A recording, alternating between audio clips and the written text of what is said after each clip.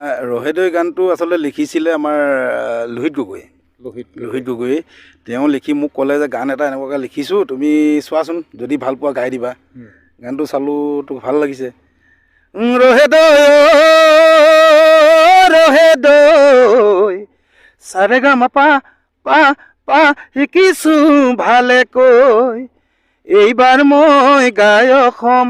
এই গানটো তেওঁ মোক দিলে, গানটো ভাল লাগিলে। এইটো ভাল লাগিছে দেখোন। মই তেতিয়া মানে মৰাণত গৈ গানটো মানে উজ্জ্বল আৰঙক মিউজিক কৰিব দিলোঁ, আৰু গায়কটো আমাৰ নীল আকাশে দি দিছিলে। তেতিয়া নীল আকাশক এই মুহূৰ্তত মই ধন্যবাদ জনাইছোঁ, মোৰ বন্ধু। তেওঁ এই গায়কটো দি দিছিলে। বিপিন চাওদাঙে গীতটো শুনাৰ পাছত সেই তেতিয়াই মানে ক'লে, ৰাজীৱ ভাইটো গানটোতো ভাল হৈছে, তুমি কৰা, ভিডিঅ' কৰিবা দেই, মই সহায় কৰিম তোমাক। মই বোলো ঠিক আছে। তেতিয়া মানে গানটো কৰিলোঁ, ভিডিঅ' লগালগ কৰিলোঁ। বোলো বিভিন্ন ভিডিঅ'টো কৰিব লৈছোঁ, মোক পইচা কেইটকামান লাগিব।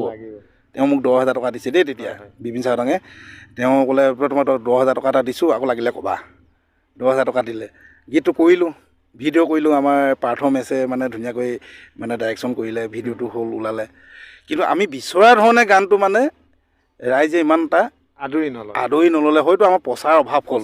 প্ৰচাৰ অভাৱত মই সেইটোৱে ক'ব বিচাৰোঁ, আমাৰ প্ৰচাৰটো অকণমান কমটো। তো প্ৰচাৰ অভাৱত গীতটো মানে যিমানটো মই মানে ৰাইজে আঁকোৱালি ল'ব বা শুনিব বুলি ভাবিছিলোঁ, নহ'লগৈ। ঠিক তাৰ এবছৰ পাছত বিপিন দাই মোক ক'লে, বোলে ৰাজীৱ, গানটো আমি যেনেকৈ ভাবিছিলোঁ নহ'লগৈ দেখোন, এটা কাম কৰোঁ, আকৌ কৰোঁ দিয়া, দুয়োটাই গাম। মই বোলো কওক, কি কথা আছে, দুয়োটাই গাম, আকৌ ভাল হ'ব। তাৰপিছত সেই তেওঁ তেনেকৈ কৰিলে গানটো। কৰাৰ পাছত মোক মাতিলে গুৱাহাটীত গাবলৈ, বোলে ৰাজীৱ আহা, আজি গানটো গাওঁ। মই আছোঁ এই মানে গাঁৱত, মোৰ গাঁও এইখন, ইয়াত আছোঁহি। তেওঁ মানে ওলালেই গুৱাহাটী যাবলৈ।